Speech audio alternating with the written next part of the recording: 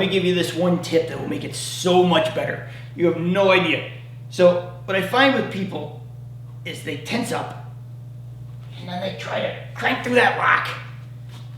And then I see people who are good, and what they do is they use their body to crank through that lock.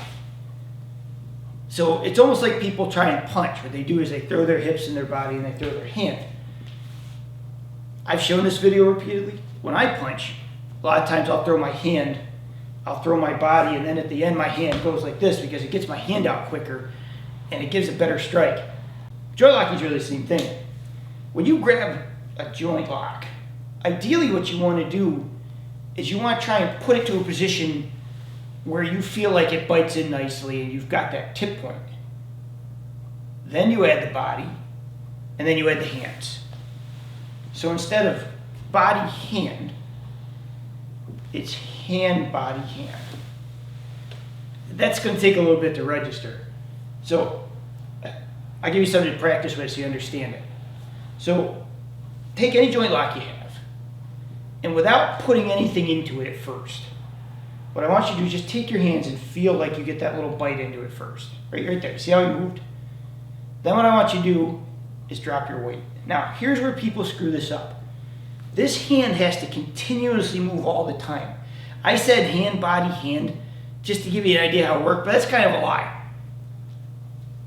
If I go hand, then body, then hand, there's a point where there's slack and I lose him. Realistically, the hand bites in, my body starts to move, but while my body's moving, this hand continues to move. So it's like hand, the weight drops, but this continues.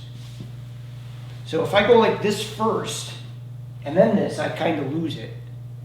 If I go here, then here, then here, I lose it.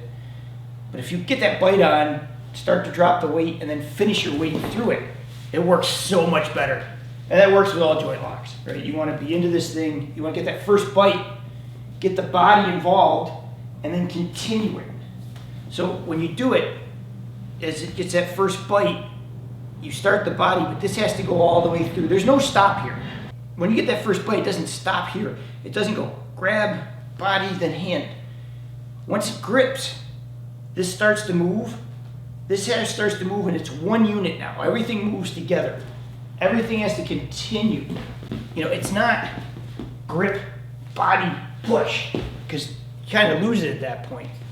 It's kind of grip, body, push together. And then you have one fluid motion. Play with it. It's a fine point.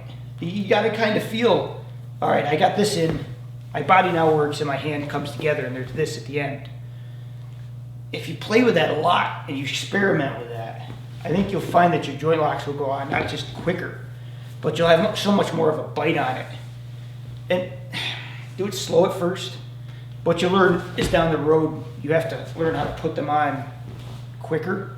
Now you'll see I'm stopping there just a little bit because I don't want to really torque into them. But if I was really doing it, there'd be like a wave to it. You know what I mean? It'd be crank. So take your time, start slow. When you get better partners, see how you can speed it up. Thank you for watching. If you enjoyed this video, please watch these next two. I think you'll find them just as helpful.